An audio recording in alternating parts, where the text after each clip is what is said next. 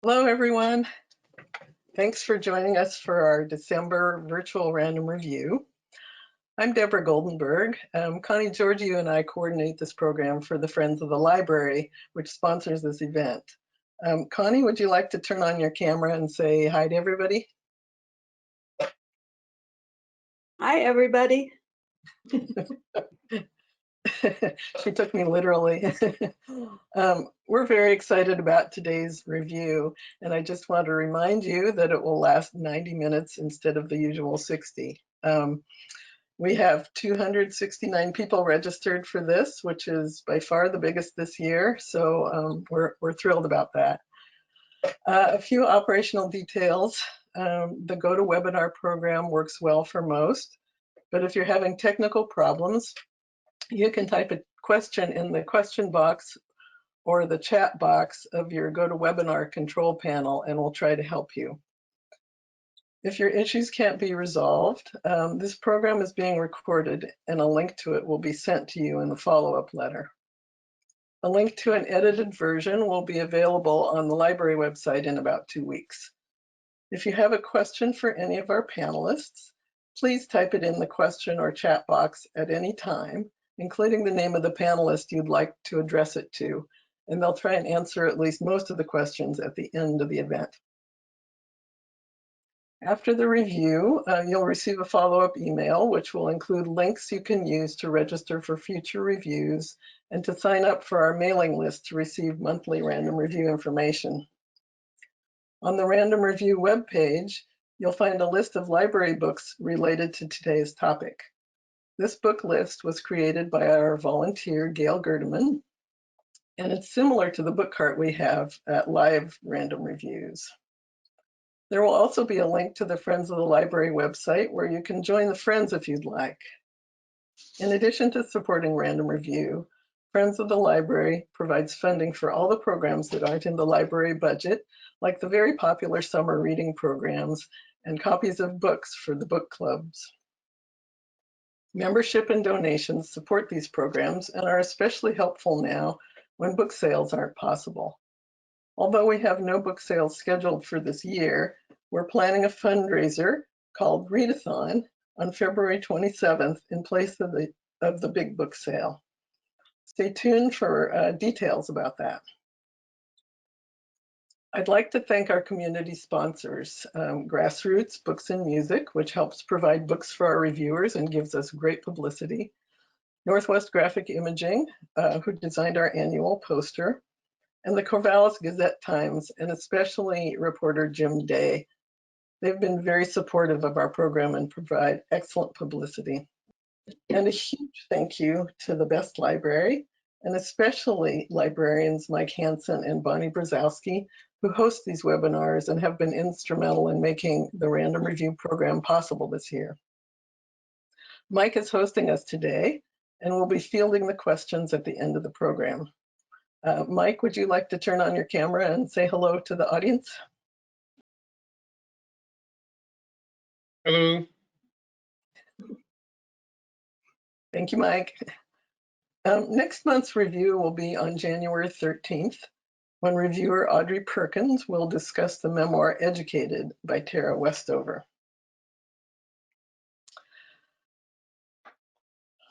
Now, I'm pleased to introduce one of our panelists, Dr. David Grube. Many of you are familiar with this guy, and it's entirely possible, there he is, that he delivered one or more of your children because he said he's delivered hundreds. David was one of the founders of Philomath Family Medicine, where he worked from 1977 until his retirement in 2012. Just so you don't have to do the math, that's 35 years. When David retired, he became the National Medical Director of Compassion and Choices, a nonprofit organization that educates, supports, and advocates for choice at the end of life. He's also on the board of directors of Lumina Hospice. I've known David for many years and have gotten to know him better since he started serving on the Random Review Selection Committee. David is very shy and retiring, and it's hard to get him to speak up. Well, I'm pulling your leg. David likes to sing, wear funny hats, travel, write, eat cheese, drink Chardonnay, and talk about his favorite author, Brian Doyle. In 2015, David reviewed the book Being Mortal for our program and drew an audience of about 250 in the library meeting room, on chairs, on the floor, in the hallway, the biggest audience ever for Random Review. David nominated One Long River song for this year's Random Reviews, and it was his idea to present the review as a panel discussion. I know he's eager to tell you about this, so I'd like to turn it over to him. Thank you very much, Deborah and Connie, and the library for hosting this event today. It's just a dream of mine that this could have happened, and it's even a greater dream that we have Kathleen Dean Moore and David James Duncan to join us, and I'll ask them to turn on their cameras as I introduce them to you. We're going to be talking about a book called One Long River of Song by Brian Doyle. And this is, Kathleen has suggested, and I think it's a good idea, that we have a brief sentence or two about what the book is, because everything else is going to just get exciting. And the book is 83 short pieces of superb writing, magical gems, it includes 11 poems, a couple rants, a short piece on William Blake. It's a really amazing book. And I can't wait to get started. But before we do, I want to introduce Kathleen Dean Moore to you. And Kathleen is well known to most of us. She's reviewed in Random Review. She did a wonderful review of Richard Powers' Overstory a couple, I think last year it was. And I've known Kathleen for a long, long time, and I've admired her writing and her books of essays. She came to OSU in the early 1990s, and in the philosophy department, was chair of the philosophy department, and distinguished teacher and a professor and master teacher. She began the Spring Creek Project for Ideas, Nature, and the Written Word, and designed Oregon State's program of Masters of Arts in Environmental Arts and the Humanities. In 2013, she left OSU to devote her writing and her time to speaking about the moral urgency of climate change. One of my favorite books of Kathleen's is River Walking. We have a lot of river analogies today, also called Reflections of Moving Water, on Moving Water. And I want to read this little quote from one of the individuals who recommended the book. It says, Kathleen Dean Moore is a philosopher by training and a naturalist by sentiment. The way in which she sees the world and the way in which she gratefully imparts how she sees it is a mixture of both disciplines, part keen analysis, part sumptuous embrace of all that she sees, hears, and feels in the moving water of rivers and memories. I'm excited to tell you, and I think she'll speak about it a little bit today too, that in February of this next year, her new book of essays, Earth's Wild Music, Celebrating and Defending the Songs of the Natural World, will be published. And I can't wait to read that. So Kathleen, thank you so much for joining us today. Thanks, David. And we're really blessed to have David James Duncan join us today too. Hi, David. David is an Oregonian, but now living in Western Montana. So I think he sets a record for the furthest traveler to do a random review for us. So we're grateful for that so much. I asked him a little bit about things that I could share with you, and he gave me a couple quotes. First of all, he said, and I quote, I wrote my first story when I was 7, and it was published in a 1959 PTA magazine in Portland. It was about Jesus at age 7, going alone out into the natural world to seek wild gifts from his invisible Father. And that basic storyline has been my religion ever since. When I was 11, I wrote a play about the Oregon Trail and the jobs it led to, logging and commercial fishing in particular. That play was performed publicly by the entire 5th grade class. The gushing praise it received for bad reasons freaked me out. And that was the end of my early writing hot streak. My next story wasn't published until I was 27. His next story is, and I have to digress for just a second, my favorite book of all time, The River Why.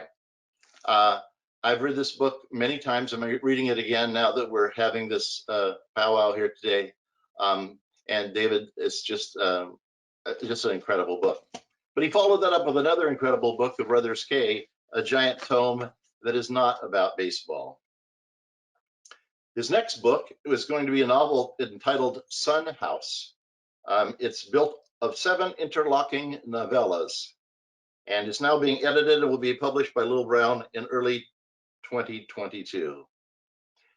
So we'll get started here with David in a second, but before we do, I just want to read to you, to give you a taste of what's coming, the dedication that is put in One Long River of Song. To the overlooked and misunderstood, to compassion and grace that conquer all division, to imagination and creativity, may they flow fearlessly and endlessly. David? That was Mary Doyle's beautiful, that was Mary's words. I'm just going to read for a while from my foreword to the book. Yeah, I'm just going to go. My great friend Brian Doyle was an unusually fast and proficient writer, but from the 2010 publication of his novel Mink River until his fatal diagnosis late in 2016, he caught fire.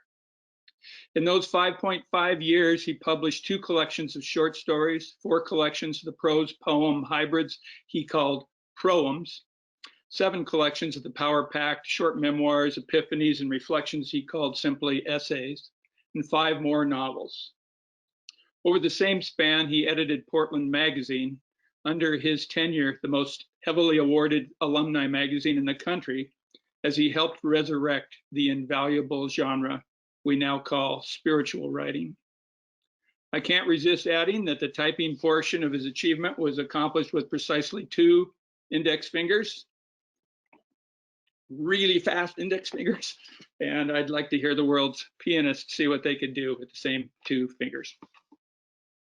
Brian's best nonfiction didn't just appear in many of America's finest magazines, it soon reappeared in many of the best anthologies in the country, including 4 entries in the Pushcart Prizes, multiple entries in Best American Spiritual Writing, and a record 6 entries in Best American Essays. As for the critical and public response to One Long River of Song specifically, Kathleen, David, and I would like to share a few reviews and raves. I'm going to share one from the Oregonian, and this is from Scott F. Parker.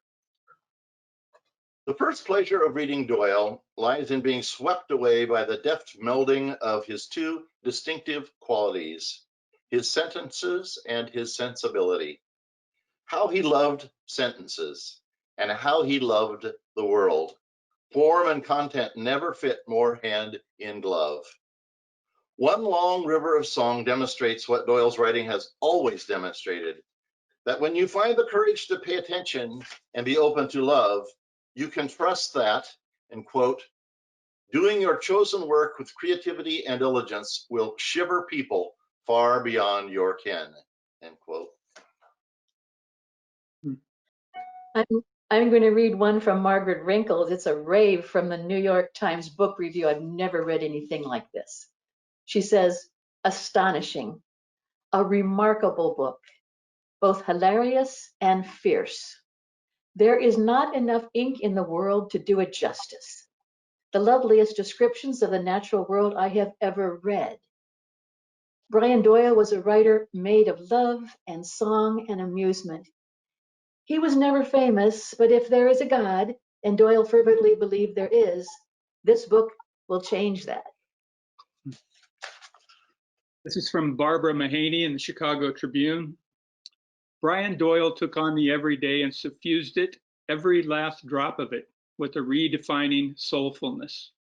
Over and over, Doyle's musings are canticles of joy, punctuated with occasional double shots of heartbreak and humility.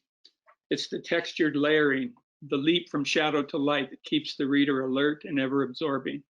Always emphatically. Then comes wisdom. It's a signature move, one you can count on. Have your pens armed and ready. It's a gospel of the ordinary, the shoved aside, the otherwise overlooked. And at the heart of it, that ineffable and necessary unction, a holiness you can all but hold in your palms. And I'd like to add that by mentioning unction, Mahaney is likening Brian's writing to the rite of anointing someone with oil to invest that person, or in Brian's case, invest a giant sturgeon, tiny shrew, heron, raptor, pair of courageous teachers running at a shooter, wise kindergartner, wise post office worker, wise homeless guy living on a high school football field, and a praying mantis with what Flannery O'Connor calls kingdom and queendom works for that holiness too. I went on to Amazon to read what people think about Brian Doyle, and I challenge all of you to do that. It's thrilling and exciting, and you can be swallowed up by wonderful praise for his writings. But I'll pick this one. It's from a Amazon reader who goes by the name D2Zen. He says, this collection of Doyle's essays should be a Valentine gift for someone. No, make that everyone you love who can read. Any man who would be both a favorite of poet Mary Oliver and the famously cantankerous atheist Christopher Hitchens is one whose writings you should own. So read this book slowly, essay by essay. Pause when tears blur your vision. It will touch your heart. It will make you think and laugh and cry, and then order a copy with the next day delivery for your best friend. This is from a reader whose name is Katie on Goodreads. She says Seamus Haney's poem Postscript ends with these lines.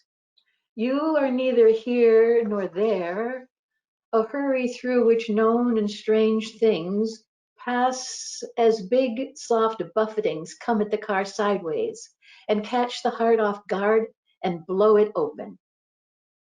Brian Doyle's art was to catch the heart off guard and blow it open over and over and over again. He writes like a waterfall, and to read his essays is like standing in front of one, stilled by the magnitude of the torrent before you. His preoccupation was to take hold of moments of wonder and give them the expansiveness they deserve, to show that they look tiny only because they pass us swiftly, and that under examination, they aren't small at all. They are towering, gigantic, the center of everything. Brian's brothers and Brian himself always liked to find the worst things that people said about his writing. And I searched Goodreads and Amazon today, and the only thing I could find was one woman who said, sometimes Brian isn't as funny as he thinks he is, but then she went on to praise him. So I wasn't successful in my mission. The most important review for me personally is from Brian's beloved Mary Miller Doyle in an email titled One Long River of Gratitude, sent to the three of us who collected and edited this collection. Mary wrote, Dear David, Chip, and Katie, we just received our first royalty check from the beloved book. And I speak for all of us in saying how meaningful this is in so many ways. Brian always looked to units sold and would say, pretty cool, very calmly, then check the financials. And finally, at dinner over a good bottle, had to be Oregon Pinot, expand and exalt and feast on the thrill of work that matters. You've made it possible not only for us to feel secure and to have been given a window of time to pursue our creative dreams and responsibilities, but for so many hungry hearts to be fed and nurtured and touched and humored in such a difficult, bleak time. What a gift to shine Brian's light, his delight, on and on and on. Getting back to my intro to One Long River, how in heaven's name did one man's writing become worthy of such praise? Very unlike me to say heaven's name. I think I cleaned that up a little for not knowing if there were children in the audience that I can't see. In a remarkable letter to his brother Peter, Brian said of his storytelling, "I'm trying to do something that's hard to explain. I'm not interested in ostensible fact and nominal accuracy as much as I am in the bends and layers and implications and insinuations of memory. I want to get at things underneath supposed facts. I care about the shivers and shimmers of memory and how one leads to another like doors opening only with the right keys, and use facts to get closer to emotional truth, creating story shapes that are diving boards, not news reports. More and more, I feel life's short, and I want to do a sort of writing work that only I can do." I wouldn't be able to imagine getting a letter like that from my brother, except for the letters I got from Brian were like that. A less shimmery but famous feature of his writing was the epic length of his search for a period with which to end some of his sentences. When Brian intuited the approaching roar of a whitewater rapid in his narrative, he paddled steady on, refusing to portage round even the wildest water. The sentences that resulted made timid readers feel as though they'd been thrown in a kayak without a paddle and sent careening down a literary equivalent of Idaho's Payette River during spring runoff, but sentences that alarm the timid by awakening them to the wilder possibilities of language are heightened, not inept. Brian played fast and loose with sentence length, rhythms, alliteration, and diction to disburden a heart and mind burgeoning with empathy, quickness, joy, wit, love of language. And to disqualify his famously long sentences due to length is like disallowing certain three-point shots of Brian's Golden State Warrior hero, Steph Curry, because they were launched so ridiculously far from the basket. If the ball goes through the hoop and if the sentence sings, both count.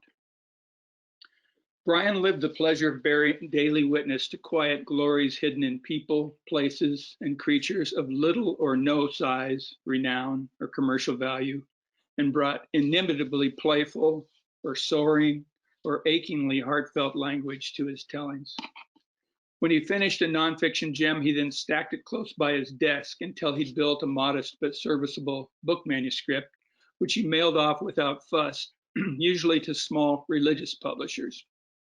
Several of his friends, me included, felt that by scattering his best nonfiction through 14 modest books over the years, he prevented his very best work from winning the great repute it won at the magazine level. This, coupled with his financial fears for his family after his fatal diagnosis, is why shortly after his brain surgery, I asked Brian's permission to consolidate in a single volume the kind of nonfiction that earned the extreme praise we've cited. To quote my original email, sent when Brian was in a pretty bad way, I wrote, "What we propose is to create a book-length manuscript of your very best nonfiction. Arrange it in entertainingly titled and themed sections with strong narrative flow and a few curveballs, knuckleballs, and surprises among the reverence and wonder. Crown it with a dazzling title. Add an intro by yours truly. Then hire, we hope, a big-ass agent to sell it to a big-ass publisher for the largest possible advance with 100% of the royalties going to Clan Doyle." Brian did not say yes. He phoned me and in spite of his condition roared, "Sweet Jesus, yes. Take whatever you want and tell whatever stories you want. God knows there's a lot of it." The result of that was this wondrous book. Here's Kathleen considering what makes Brian's best writing so great. Yeah, I wanted to take just a minute to back up a bit and talk about the form that he wrote in so often, and that is collected here in the book that David and the others put together. And that is the noble form of the essay. And I know that some people think an essay is a old-fashioned form, and they would rather call things short form nonfiction. But I insist on the name essay. I think it's the genre that is the most revealing of the human mind and the heart. You know, because the word essay comes, as you all know, from the French word essayer, to try. So an essay is not a noun. An essay is a verb. It's not a thing. An essay is an action. An essay is a way of life. It's a kind of struggling. It's a kind of double awareness, both of the experience and of the meaning of the experience.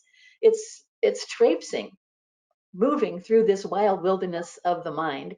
And so, just to point out, an essay stands in contrast to an article. An article is a thing, right? An article is a driveway. You know, it has a beginning and it has an end, and there are no surprises in the middle. And the hallmark of an article, in my view, is deception, because it pretends that there is a straight route to the truth. Whereas, in fact, there are no straight routes in all of truthdom. So an essay is like plunging through a jungle, like the human mind is a jungle of ideas. You know, try this route, essay, keep essaying. We live essaying. Try this route, back up again, try that route. Is it going to be like this? No. Can I get anywhere this way? Keep trying, keep on essaying.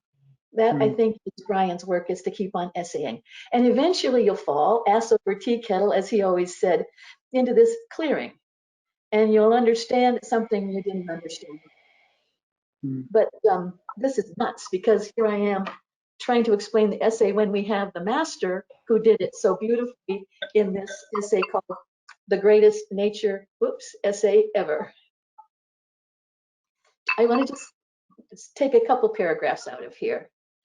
The greatest nature essay ever, he writes, would begin with an image so startling and lovely and wondrous that you would stop riffling through the rest of the mail, take your jacket off, sit down at the table, adjust your spectacles, tell the dog to lie down, tell the kids to make their own sandwiches, for heaven's sake, that's why God gave you hands, and read straight through the piece, marveling that you had indeed seen or smelled or heard exactly that, but never quite articulated that way, or seen or heard it articulated that way. And you think, man, this is why I read nature essays, to be startled and moved like that. Wow. That's one sentence. Bless him for his sentences. And what I think is remarkable about that first paragraph is that he's pointing out that you begin an essay with sense experience, that it's a sensuous thing. You're invited into an experience. And then he goes on and he says the next two paragraphs would smoothly and gently move you into a story, seemingly a small story, a light tale easily accessed, something personal but not self-indulgent or self-absorbed on the writer's part, just sort of a cheerful, nutty, everyday story, maybe starring an elk or a mink or a child. But then there would be suddenly a sharp sentence where the dagger enters your heart and the essay spins on a dime like a skater, and you are plunged into way deeper water. You didn't see it coming at all, and you actually shiver. Your whole body shimmers. That's the hallmark of the essay, is that tumble. And I think that's why we keep talking about water in relation to is that we are carried along, and it's a gentle, lovely place we are carried. And then suddenly it's like, whoa, whoa, whoa, whoa, and bam, without warning, we are in a way deeper place. And we all know that waterfalls do that. You know, they plumb the depths. The deepest place in a river is below the waterfall. And that's where Brian takes us. It's not just about an experience, it's about the meaning. experience and the depths of that experience. The next 3 paragraphs then walk inexorably toward a line of explosive conclusions on the horizon like inky Alps. Probably the sentences get shorter, more staccato, terser, blunter. He can write a short sentence. Shards of sentences. But there's no opinion or commentary, just one line fitting into another, each one making plain, inarguable sense. A goat or even a senator could easily understand the sentences and their implications, and there's no shouting, no persuasion, no elegant pirouetting, no pronouncements and accusations, just calm, clean, clear statements one after another, fitting together like people holding hands. And finally, the last paragraph. It turns out that the Perfect Nature essay is quite short. It's a lean, taut thing. And here at the end, there's a flash of humor and a hint or tone or subtext of sadness, a touch of rue. You can't quite put your finger on it, but it's there, a dark thread in the fabric. And there's also a shot of espresso hope, hope against all odds and sense. But rivetingly, there's no call to arms, no clarion, brassy trumpet blast, no website to which you are directed, no hint that you, yes, you, should be ashamed of how much water you use or the car you drive, or the fact that you just turned the thermometer up to 70, or that you actually have not voted in the past 2 elections, despite what you told the kids and the goat. Nor is there a rim shot ending, a bang, a last twist at the dagger. Oddly, sweetly, the essay just ends with a feeling eerily like a warm hand brushed against your cheek. And you sit there, near tears, smiling, and then you stand up, changed. Yeah. Thanks for defending the essay. I made a little trouble with Kathleen the other day, and boy, was that Yes, in fact, you did. a beautiful reply. I have several writer friends who swear there's no such thing as nonfiction, that fiction and nonfiction are creative nonfiction. And that was a wonderful and very convincing response. And I'm just going to try to essay a little bit as a verb here with the rest of what I have to say from the intro. Please, please. Speaking of my personal relationship with Brian, when we became friends 20 years ago, we each experienced, without being overt about it, a flame we could always find burning in the other, a flame we hold to be inextinguishable. We also recognized our shared willingness to speak of almost anything we perceived as spiritual truth. And something I've not talked about publicly, we felt a deep trust that enabled us to test some of our tender, possibly horrible new work out on each other. During our last decade, Brian and I corresponded about many of the works he was so swiftly completing, but only one of mine, because mine was a humongous novel, Sun House, which has only this fall entered the editing process after 15 arduous years. And I got to tell you, to have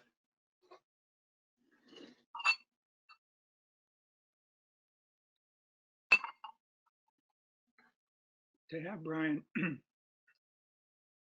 repeatedly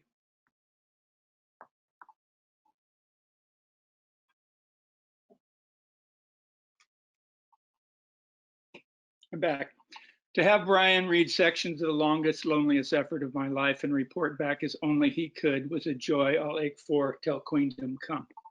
A small sample of the kind of thing I mean. Dear Scottish, I've been saving your scoops of novel for an hour when I could be alone, serene, attentive, and ready, out of respect for the author and the work. Found that hour yesterday in Bellingham on a sunny deck and read through the chapters twice. Wow. Phew. Top of your game. I'm instantly drawn into the life of the characters, instantly cared about them. Instantly sensed they're good and bad and honest and greedy and cool and troubled. Was also delighted at the craft with which you infused spiritual pursuit and learning into the very being of the people, so that the former was not speech, lecture, homily, but part and parcel of who they are and their roads and paths and struggle toward cracks of light. I was so slurped into the people and their lives that I finished with a little startled, oh, right, Bellingham, which seems like an enormous kudo to the mind that made those sentences. Thanks, man. Yeah, I received 530 emails, 200 snail mail notes and missives, and a bunch of phone calls in our last 2 years alone, and sent back about the same. We exchanged heartfelt messages like you just heard, and just as enjoyable, loads of stuff and nonsense of no redeeming social or spiritual value whatsoever. The way tournament ping pong players exchange shots, it's all about the high-speed joy of it. That joy was so important to us that a few weeks after Brian James took flight, it felt perfectly natural to me to sit down and write him yet another letter. And this one I recalled an exchange via the usual email ping pong, in which we marveled that the bodies of trees are built by their downward hunger for earth and water and by their upward yearning for light. How wonderful, we agreed, that these paradoxical aims, instead of tearing the tree in two or causing it to die of indecision, cause it to grow tall and strong. And just as wonderful, I wrote, is how during the tree's afterlife, its former hunger and yearning transmogrify into the enduring structural integrity known as wood. Wood is a tree's history. Its autobiography really becomes something so substantial, so non-fictitious, that we can hold it in our hands. This is not just some lonely cry or mournful eulogy. Right here in the world, where every living thing must die, a fallen tree's integrity remains so literal that if a luthier adds strings to it, we can turn the departed tree's sun yearning and thirst quenching into the sounds we call live music. And if a seeming lunatic smashes wood's integrity to a pulp, that pulp can be turned into paper, wed to ink, and made to contain stories that multitudes can perform like symphonies in the sanctums of their very own depths and heights. What a solace to think how many readers continue to perform Brian.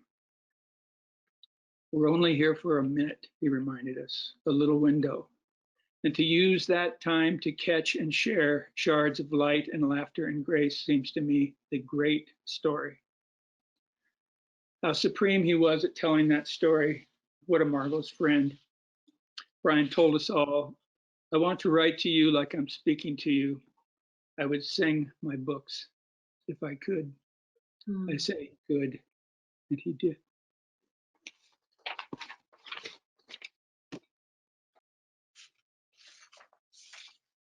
Thank you, David, and thank you, Kathleen. Wow, I'm not speechless, but I'm close to speechless. Those were wonderful things. The idea of essay as a verb, and the idea of Brian singing to us if he could.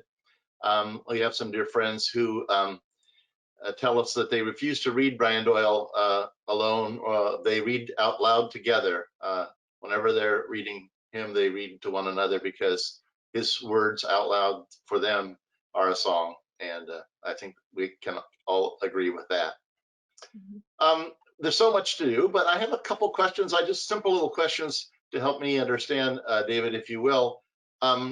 Where did the idea for the name of the book come up? And the book is divided into 6 magical sections, and all of them have kind of goofy titles. Where did those come from? Did you think those up? Yeah, one question at a time here. The first one, Brian himself, actually the same answer is true to both questions. One Long River of Song and all the title sections are Brian's own language. Brian was describing Van Morrison's life as a long river of One Long River of Song. And our astute editor at Little Brown, Ben George, found that, and we had come up with some really horrible titles. And Brian himself and Van Morrison saved our butts and gave us just the best title imaginable for this book. The sections, I was working for maybe a month on putting things together, not worried about theme sections, but I knew I was going to come up with them. And I tried to name a few themes, and then it's like, what am I doing? All I have to do is look in Brian's work for these crazy phrases like that the small is huge, that the tiny is vast, that pain is part and parcel of the gift of joy, and that this is love. Woo. You don't need to screw with that. And and really finding those titles, the work flew into sections, and it came together astoundingly fast. And really, to be honest, sometimes I felt like when I was editing him heavily, especially, which was a wondrous revenge for me, because he edited the shit out of me a lot. Then the piece, then the 7,000 word essay that he chopped 1,000 words out of would end up in Best American Spiritual Essays. So then I'd have to thank him twice. God damn it. So yeah, I did some editing. I'm not going to completely fess up, but it was satisfying, and yet I really felt every second like Brian would know why I was doing what I was doing, and I felt like we both talked about how we have knowledge that comes out through our hands that we don't know we have. I've played the piano since I was 5, so I know what that feels like as a musician and as a writer, and it's the same feeling. And Brian's hands were on the keys with me a few times, a few turns that were pretty radical changes from exactly what he had said. He wrote a lot of theme books, those short books for religious publishers. Like one book would be all prayers, one book would be all wonderful things that children would said, and children had said that the prayers book, almost every piece ended, and so amen. And when I first put the manuscript together, there were 6 pieces that ended, and so amen. And I wasn't writing to please his Roman Catholic audience. I was writing to make the book as universally appealing as we possibly could. And so I allowed him 1, and so amen. And other stock phrases, same thing. And same thing I already quoted Brian saying, I could feel him saying, thanks, man. Well, Kathleen, I want to hear some more from you, and is there another piece that you could read to us and tell your feelings about? I mean, there's too many, right? But Yeah. please give us another one. Well, what I want to do is I want to talk about an essay that didn't show up in the book.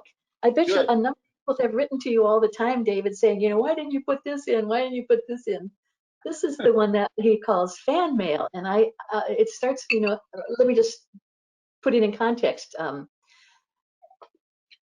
I tell a story about Brian. So we were in the Union Station in Portland, and Brian is drinking beer, and I'm drinking wine.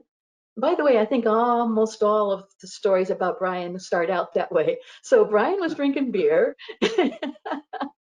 Okay, so here we are at this restaurant, and I'm waiting for the train, and this bartender is behind the tap, and he's trying to pretend that he's not paying attention, but he really is. And Brian is talking about the letters that he gets from his readers. And he says, this is a good one. And already he's laughing. He loved to laugh at his own writing. And he quotes this. Somebody wrote to him and said, I have to write a paper about your writing. And when I go to Wikipedia, it says you were born in 1935 and 1956. How is that possible? Is it because you're Canadian? So the bartender just guffawed. That was a really good one. The thing is that Brian, very self-effacing man, he would keep track of the letters from people who had a bone to pick with him. So here's 3 more of them. Why are there no dogs in your novel? Do you have something against dogs? How can a man write an entire novel about a town and not mention a single dog? And here's another. In your book about a vineyard, you refer constantly to your lovely research assistant. I just discovered from the web that you are married and have been married for many years. Does your wife know about your lovely research assistant? And this one, it's a classic. Our book club read this book, and we got into such an argument about its being inane or brilliant that the book club was dissolved. And now I have to find a new book club for which I blame the author. I'm happy to say that that essay is in the book on page 200. Tell me the name. Tell me the name of it. Title: Selections from Letters and Comments on My Writing. Oh, Brian, I was looking. we encountered 4 or 5 versions of many of his essays were published multiple times, and we spent a lot of time sorting through different versions. And Yeah, I bet you did. generally, And we I didn't find fan mail, but I'm glad it's there. That's good. Yeah. The point that I would make about Brian's letters, though, is that a lot of people get letters that are fan mail. You know, what I loved about your book. But Brian would get letters that were fan mail, but they were mostly love letters. Not what I love about your book, but what I love about you. And I don't know if he saved them, but you know, we do. We love him because he just spreads his arms out and embraces us. And you know, with just talking about a shoulder bump, you know, kids bumping shoulders, it evokes this whole love between brothers. And then I remember one where he's quarreling with his wife, his beloved research assistant, his lovely research assistant, about camping. And he says, but surely because God loves us, he wants us to sleep in a bed, not a tent. So I know that people write him love letters because I have written him love letters. I don't think Frank is listening. So I wrote him a love letter to Mink River. This is what I said. I said, you have created something truly filled with light. Even the darkness is luminous. Even the rain shines. At a single moment one evening with night coming on, all the people in the town are on their knees, the glory. And he wrote back and he said outright what he was writing about. He said, your deanship. He always called me your deanship. I don't know what that meant, but I don't think it's good. Your deanship, it's yearning for love and reverence and laughing and praying and snarling and coming back for more against rain and pain. So maybe David Grube, at some point later on in the hour, we can come back to that question about the role that pain had in Ryan's writing. But I'll leave that there. But all that said, his fan mail and the love letters, I don't think really meant quite so much to him. He wrote, I tell you, the thing that I love deepest about writing in the end is not only the way our arrows sometimes land, but the way they land in way more hearts than we will ever know. Occasionally we hear about it, like in notes from readers, but the coolest thing of all is that we will never know quite what we did. I think that's glorious. I think that's how the world is shoved forward 2 inches. For every moment of darkness we have, we ought to have 2 moments reflecting that our work did way more as teacher and witness and writer than we'll ever know. I used to want to know. Now I realize that was greedy, and it's a gift not to know. So I wrote him back and I said, shoving the world forward 2 inches. Shoving the world forward 2 inches. Is that what we do? And he answered, at that point is our work. At that point is our work, which is work of substance and joy and mad attentiveness, which is the real deal, which is finally why we are here. Yes, I say. Yes. And so, amen. And so amen. And so amen. Well, I want to talk just a little bit about a lot of the things that are in the book are about clinical things. He has he talks about his son who had this major surgery. He gets into a lot of anatomy and how the heart works. He talks about injuries here and there. He talks one time about a couple anesthesiologists. But the essay, the verb, on not beating cancer was one that resonated with me, and I wanted to share a couple of my thoughts about that as a clinician. Before I do, I wanted to ask if David knew, I mean, were any of the essay or any of these pieces in here, were any of them written after he was sick, or were they all were before he was sick? They were all written before he was sick. Or- He had So this, the surgery pretty shortly after the diagnosis, still in November. okay, Yeah, it was a remarkable series of events. He and I read together. We'd planned a reading for years at Eagle Harbor Books 3 days after Trump was elected. And there was a night when Brian was on fire, posing the creation of an imagination corps. And he stormed around at readings like an evangelical preacher, walking the aisles, and it made me really nervous, man. I just glued myself to the podium, but he was all over the room and at his brilliant best. And then 3 days later, I got an email telling me about his diagnosis, and it really made me reel for a while. And he was working on a novel, and he was able to work on it for a couple of days after the surgery. But then I believe there was an infection, and he was on really heavy steroids. And I draw that out a little just because Brian was such a brilliant editor, and he knew his work so well, and the graciousness with which he handed it to me was stunning. And he never second guessed anything that he learned that I was doing. And Mary was also very gracious. It really made it, whatever the book's flaws, they're mine, not Mary and Brian's, because I did, take control. Had such great assistance from Katie Yale and Chip Blake. And but yeah, go ahead back to the beating. But let me just ask you, help me, David. Didn't he write toward the very end of his life a prayer and publish that prayer?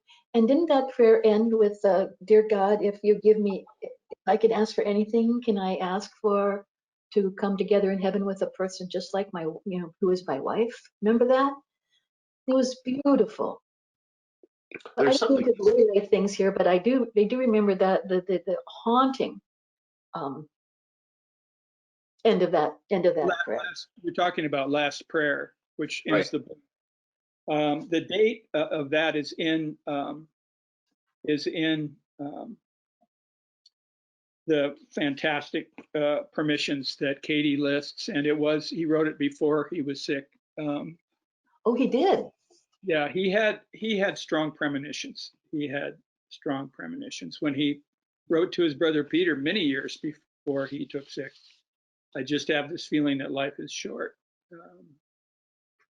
and he prepared himself so well, so beautifully. But yeah, that was just burst out of his heart a few years before he had that. There's that piece about the thing, the piece just called Joey, where he couldn't tie his shoes and was really messed up, and it seemed like it went undiagnosed. And it's one of the most beautiful, super short essays you'll ever read. But he knew something was up. His back had been really badly injured many times from his basketball career. And knowing Brian, if he had it to do over, he would play basketball and injure his back again. he just worshipped that game. Yeah. But David, Dr. Group, I'm sorry, I didn't mean to interrupt what you were about to say. oh, yeah, no, thank you. I just want to talk a little bit about this essay on page 101 called "On Not Beating Cancer." And I saw from the references, this was written about 5 years before his diagnosis. And yet there's, as you said, very prescient also. But this was something that resonated with me as in my work for many years as a family physician, and when sadly make a diagnosis that was terminal or pre-terminal or quite serious, and particularly in regard to cancer. The language that people used, not necessarily so much the patients, but their family members and their loved ones, was also oftentimes ultimately harmful. And this essay that he has, and I just want to read a couple little sentences from it, is so wise about that. And this is about brain cancer in part, and it's 5 years before his diagnosis. So again, it all comes back around. But he talks he's talking about cancer and it being conquered and using language that's sort of militaristic. And he said it is a lie. Cancer is to be endured, that's all. The best you can hope for is to fend it off like a savage dog. But cancer isn't defeated, it only retreats. It's held at bay, it retires, it bides its time, it changes form, and it regroups. Use real words. Real words matter. False words are lies. Not one of, and then he talks about how people that he knew that had cancer didn't use militaristic language or sports metaphors. Listen to this. I know a boy with brain cancer. He's 16 years old. He isn't battling his cancer. It is not something to defeat. He's enduring it with the most energy and creativity and patience he can muster. And then he goes on to talk a little bit more about that and about how he learned to deal with fear. And then he talks about a frail, tiny nun he once met in Australia. And she said, no one defeats cancer. Cancer's a dance partner you don't want and don't like, but you have to dance. And either you die or the cancer fades back into the darkness at the other end of the ballroom. I never forgot what she said, and I think she's right. And the words we use about cancer and wars matter more than we know. Maybe if we celebrate grace under duress rather than the illusion of total victory, we will be less surprised and more prepared when illness and evil lurch into our lives, as they always will. And maybe we will be a braver and better people if we know we cannot obliterate such things, but only wield oceans of humor and patience and creativity against them. We have an untold supply of those extraordinary weapons, don't you think? And so, amen.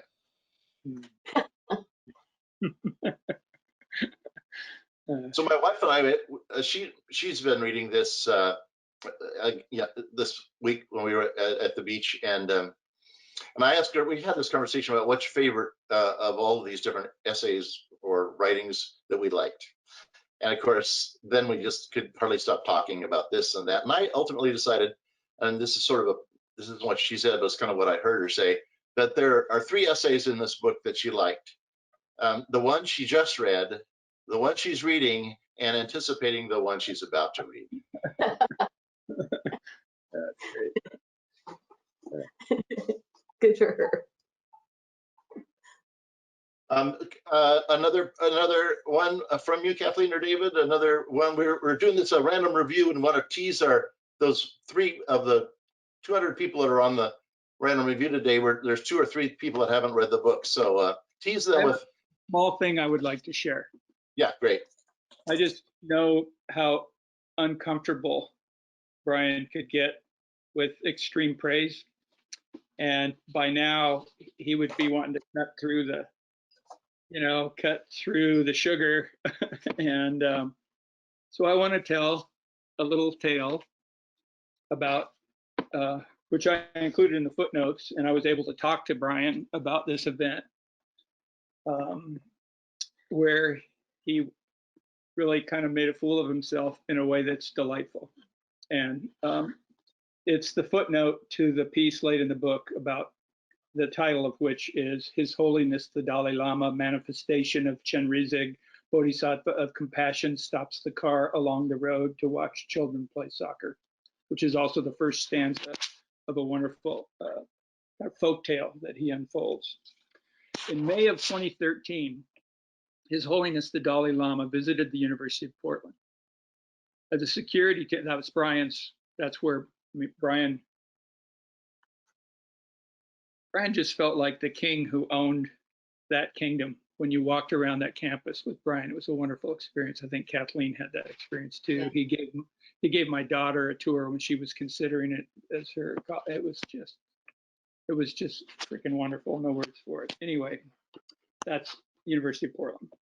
As the security team inspected an incoming crowd of 5,000, UP's Brian Doyle was enjoying the quiet in an anteroom lined with cases full of athletic trophies. A Tibetan monk wandered in.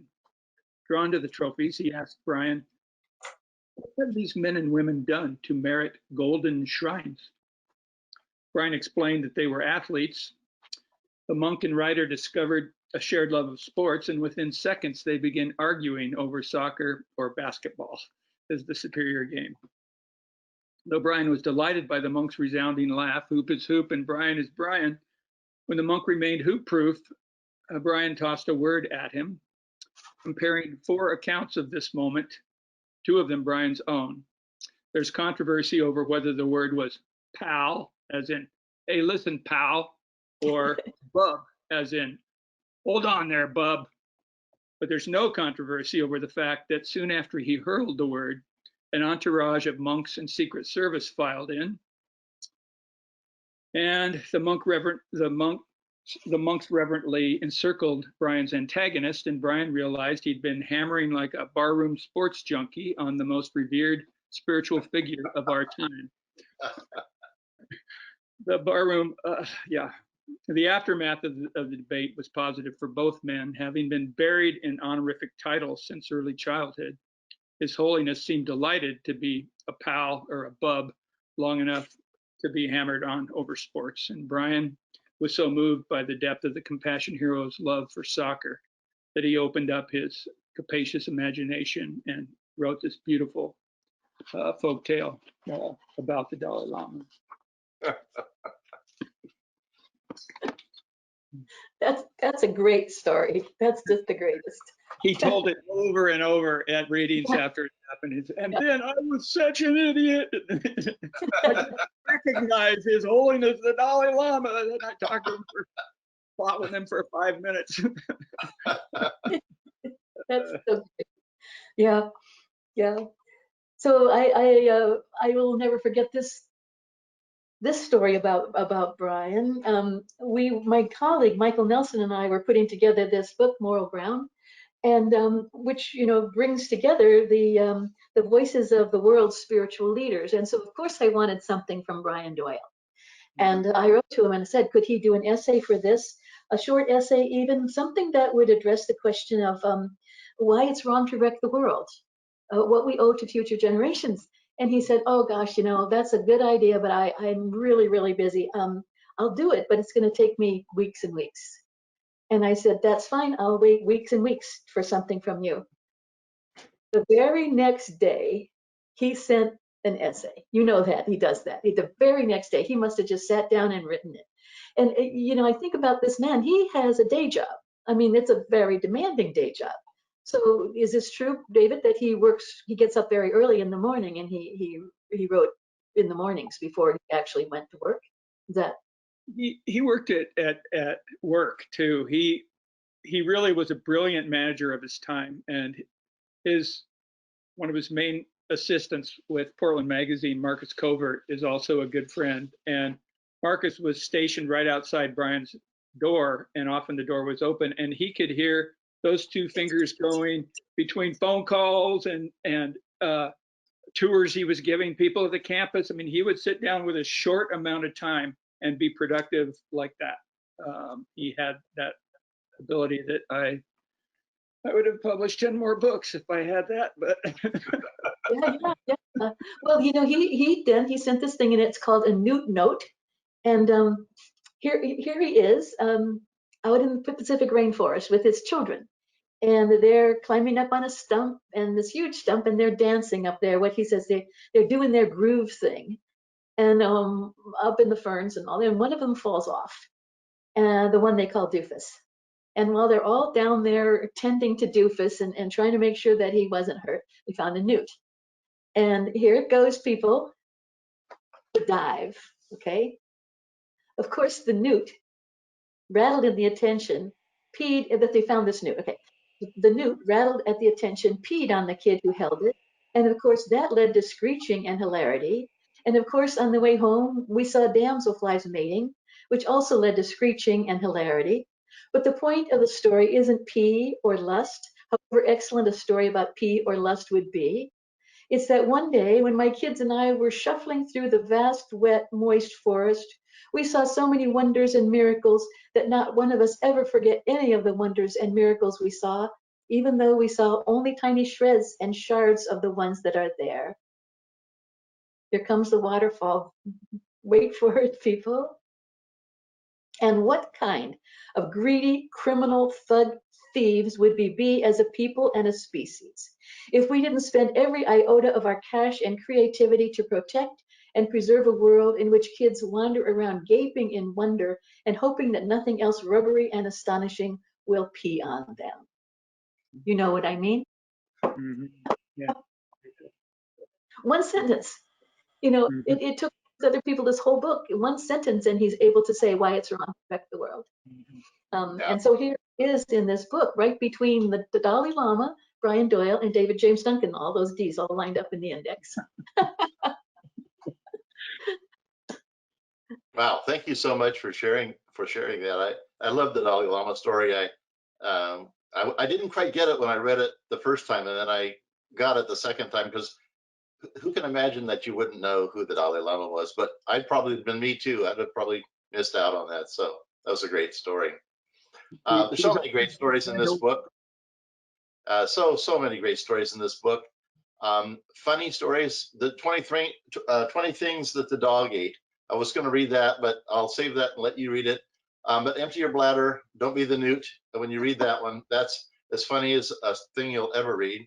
There's so many stories that are just full of awe and wonder and astonishment. And one of the things, when I was up in the middle of the night last night thinking about today, I thought is that he took usual words and used them unusually.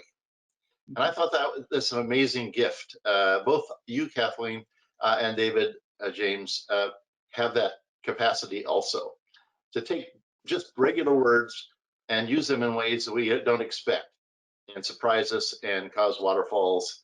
And it's really great. I want to read another little one for you, because this is about limerence. And here's a challenge on screen for my two partners. Do you know what limerence is? Either of you? Aha. So this is about limerence. Limerence is, well, this one is called First Kiss. And I'm going to read it in its entirety because it's too special, really, to read just parts of. It's not very long. One thing no one informs you of when you get ready to kiss a girl for the first time is where to put your nose. Do you lay it alongside hers, like a skipper eases his ship along a dock, or do you take turns, alternating left and right? You laugh, but this is a pressing question, as you well remember yourself. And your hands, do they quest? Or do they alight on her shoulders like birds, like leaves? The glasses on each of your noses, is it sweet when they clink, or is it dorkish? Did you take them off just before you kiss, or is that too confident that you will be kissing? And most of all, the breathing. This is a real problem. Do you hold your breath? Do you aim for staggered breaths like in the pool? And who's in charge? If your partner wants to retire, what are the accepted signal flags for such a decision? And can I appeal? Oh, I hear you laughing, but you were in the same boat. We were shaking. We so wanted to do this well and so wanted not to be seen to want to. In a sense, it was practice for so very many things that we would want, but would not know how to get or know what to do with after we got them. You know full well what I mean. Nothing was as gently sweet, nothing so roaringly nerve-wracking. How could both things be true at once? How could that be? Yet it was so, and would be hourly more so. Tender and funny.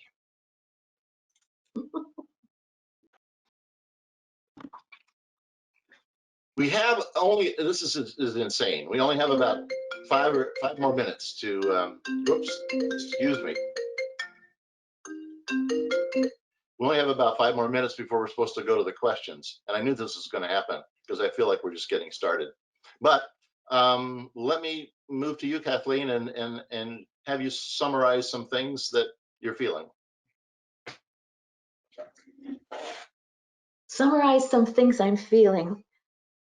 I'm feeling that Brian was telling us something really, really important. And he said it so beautifully. And he said it again and again and again. And every essay is saying the same thing.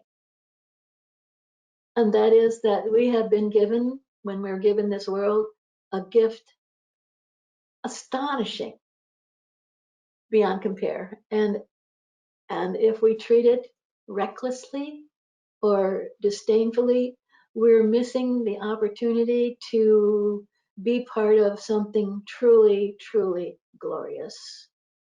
And I don't think you have to be Christian or Catholic or in any way religious to think that the world is sacred.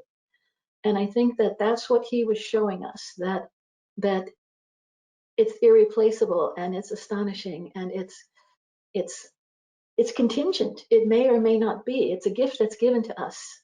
And that gratitude is the only possible way to respond. That's what I'm thinking. I'm thinking that he called us to understand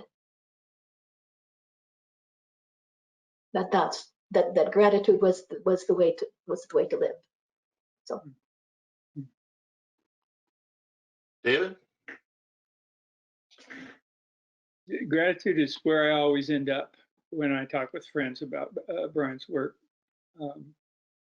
And I think rather than try to make any kind of summary statement, I mean, I read a lot of that intro. I'd rather just read the shortest piece in the book, which is Joey. Yeah, please. Yeah. A while ago, I got sick. It was a thorough and major sick. Lost use of the old hands and feet. My kids called the sickness the thing. The thing went on for months and months. I could tell you lots of stories about the thing, but there's only one story I want to tell you. Every morning, my son got up early to help me put my socks on. I would sit on the back stairs in the dark and he would wrestle my socks on and neither of us would say any words. And I still can't think of anything cooler than that. I've racked my brains and considered all the possibilities of love, and I still return to that boy and those socks. No matter what happens to me, that happened to me.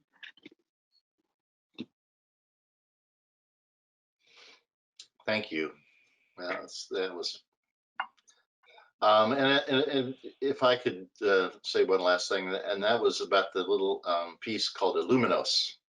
And as Kathleen was saying about essay being a verb, this is a story. It starts out about his kids, and it's funny, and his family. He's always doing so much talking about family and holding hands, and then he has one of his sons always had to hold someone's hand, so they're out in the middle of a soccer field playing soccer, holding hands.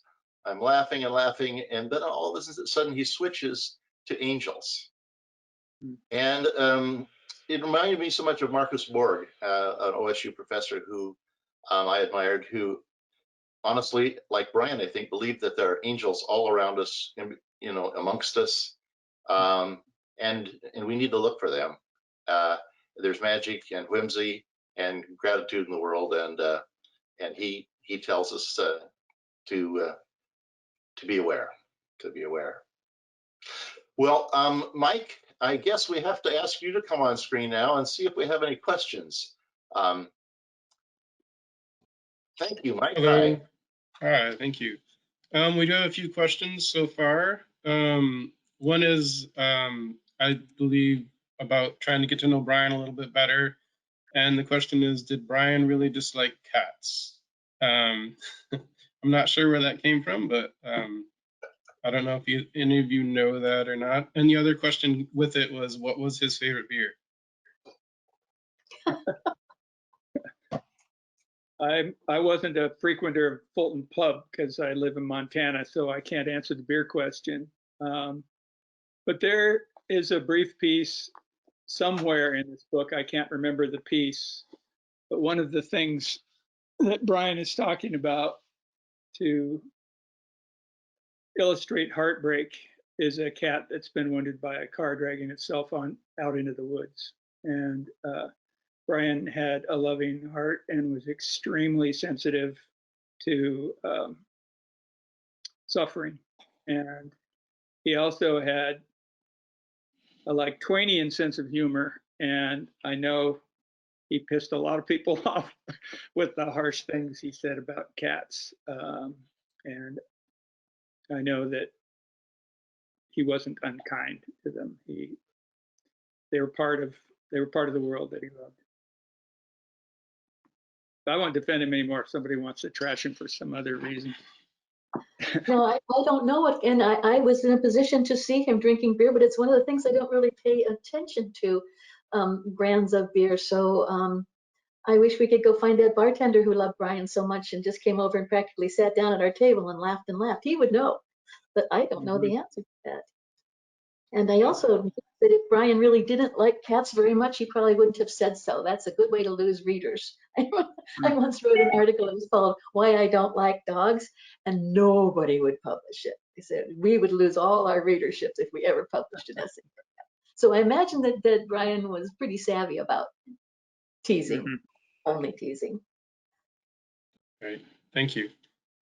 Another question here is, someone said they inferred from what David Duncan said that a lot of Brian's writing was published to small publishers.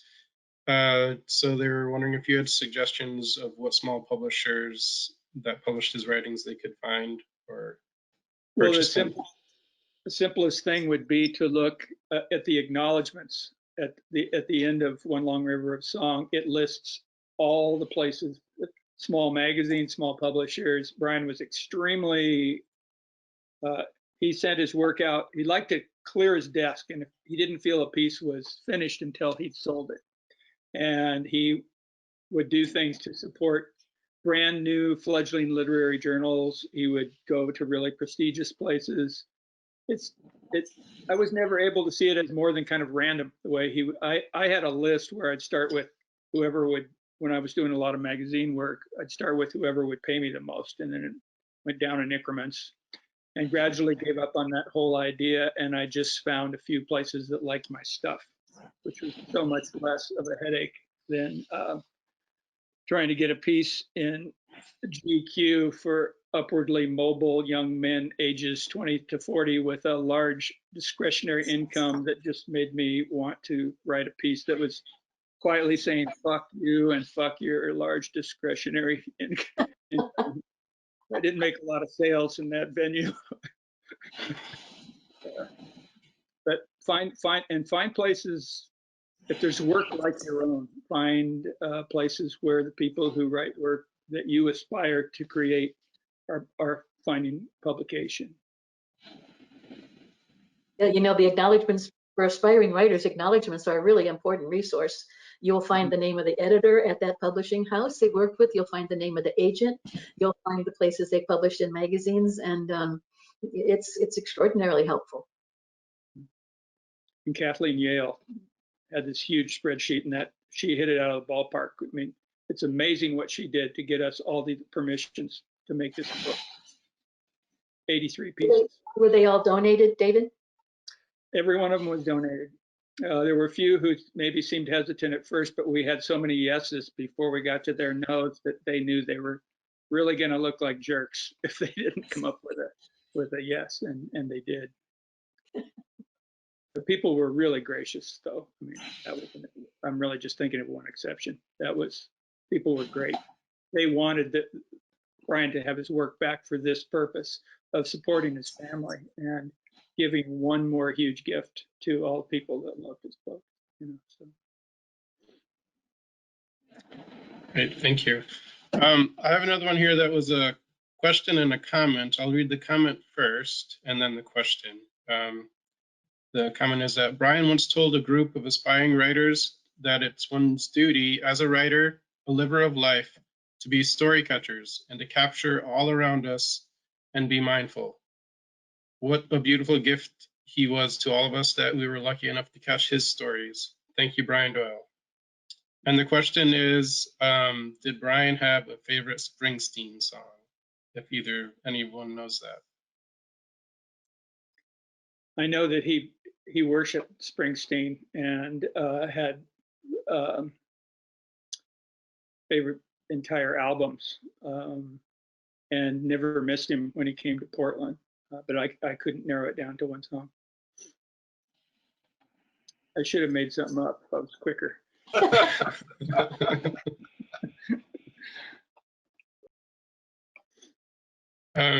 Here's a question for Dr. Grube. I like that you shared Doyle's idea of not fighting illness, but learning to live through it, or so. Who wrote the piece that you read that started Grace Under Duress? Do you recall that one? It's a piece of Brian's. Okay, that's what I figured. Yeah. You mean that I read I'm was guessing it's from the referring- book? Yeah, it's from the book. It's on page 101 in the book. And Do you remember what the title was? yes, it's on not beating cancer. Oh, right. Okay.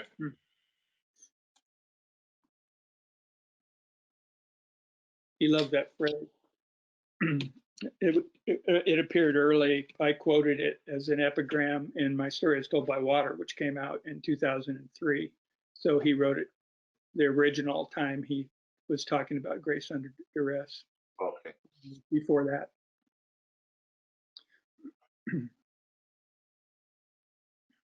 Here's one more comment. So the answer to the question of what Brian Doyle was telling us, they say he has an answer with this line: sometimes we are starving to see every bit of what is right in front of us. So I guess illuminating what that is that's right in front of us, every tiny bit. That was a quote from one of his writings.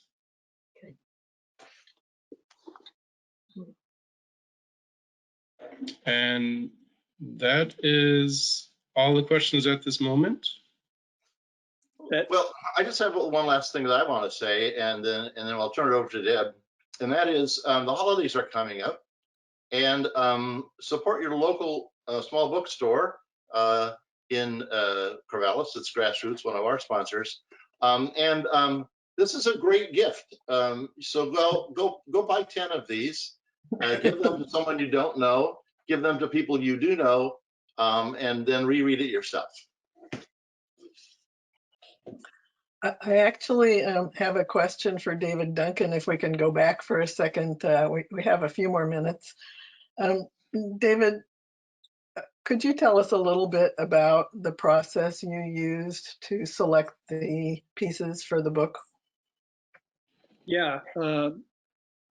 Katie Yale is almost like, she's not scholarly in her approach, but she edited a lot of the, selected or edited a lot of the pieces that Orion published, and Brian published more pieces at Orion, more in the American Scholar, more in the Sun magazine than any other writer.